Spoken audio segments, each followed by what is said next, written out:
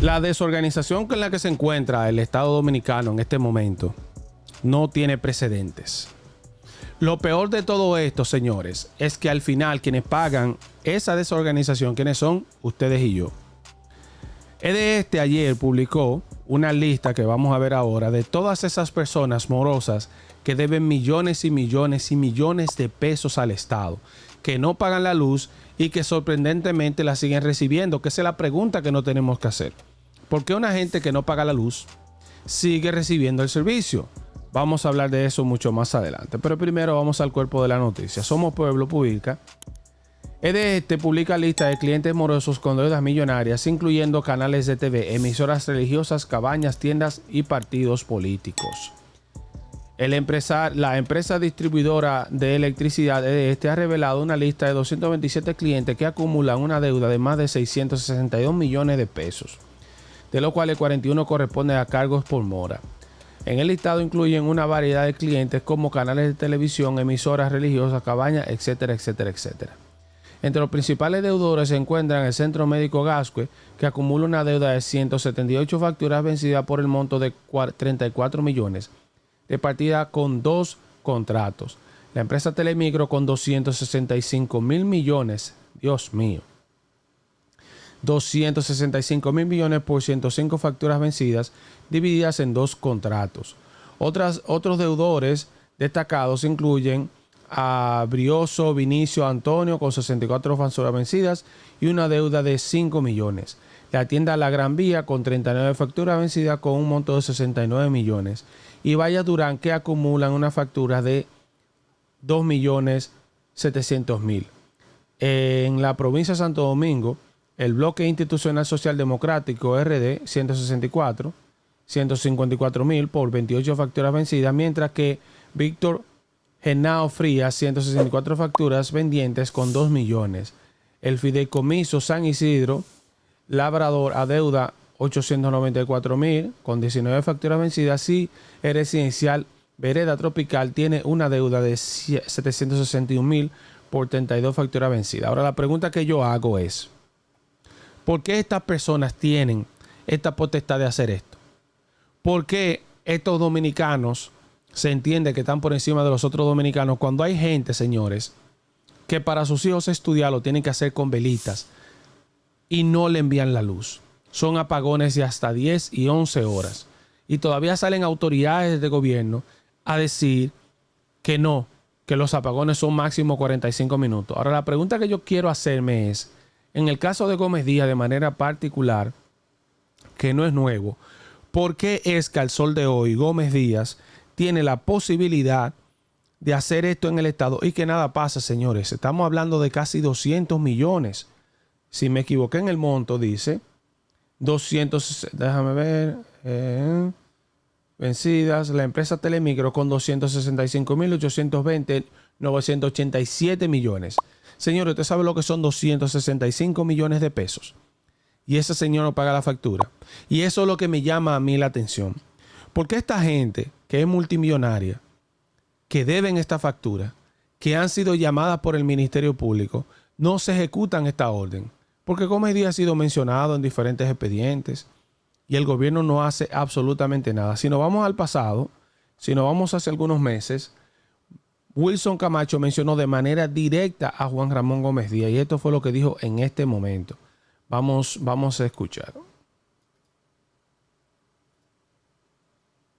Wilson Camacho, titular de la Procuraduría Especializada de Persecución de la Corrupción Administrativa, PEPCA, declaró que la mención del empresario Juan Ramón Gómez Díaz, por el imputado en el caso de corrupción antipulpo Francisco Pagán, lo que no es parte del proceso, y es tema sujeto a investigación. Camacho expresó que el Ministerio Público, en su debido momento, presentará a los tribunales los hechos narrados por Pagán con relación a Gómez Díaz, en la medida que tenga las evidencias para hacerlo, refiriéndose a las declaraciones del exdirector de la Oficina de Ingenieros Supervisores del Estado, Francisco Pagán, quien afirmó que el empresario Juan Ramón Gómez Díaz acudió a su despacho con 6 cheques de 25 millones de pesos, los cuales serían utilizados en la campaña electoral del Partido de la Liberación Dominicana, PLD. Pagán añadió que no aceptó todos los cheques que sumarían unos de 150 millones, sino solo de 50 millones, y que hizo que Gómez Díaz firmara una constancia de devolución del dinero no recibido. Estas declaraciones fueron presentadas por el exdirector de la OISOE como parte del acuerdo establecido con el Ministerio Público. Además de Pagán han homologado acuerdos con el órgano persecutor Julián Esteban Suriel Suazo, Luen Ariel Castillo y Domingo Antonio Santiago. Según con el titular de la PEPCA, con estos pactos el Estado dominicano recupera más de 200 millones pesos, distribuidos en bienes muebles e inmuebles y dinero en efectivo.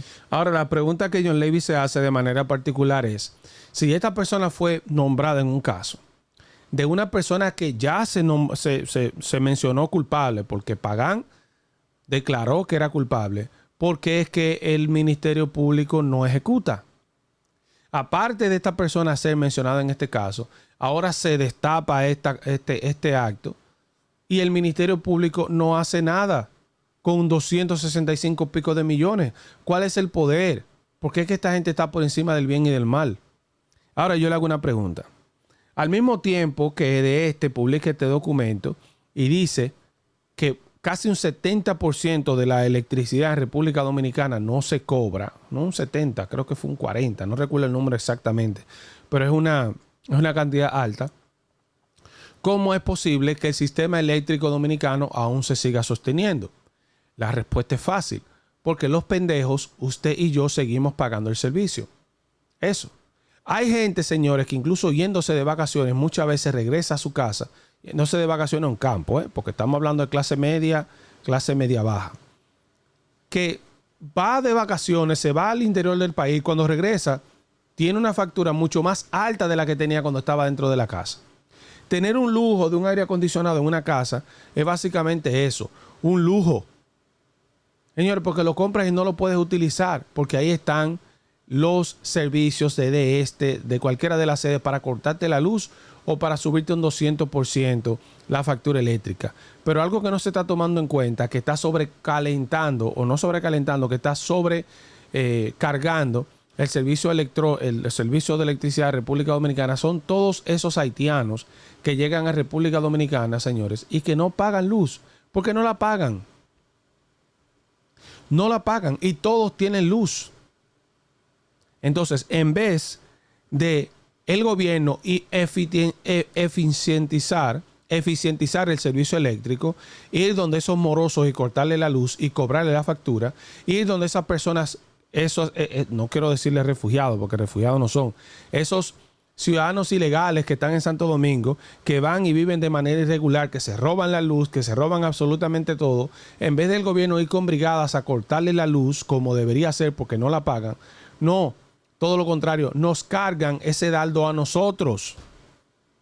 A lo que sí, vivimos en un sistema de gobierno que castiga al que cumple, señores.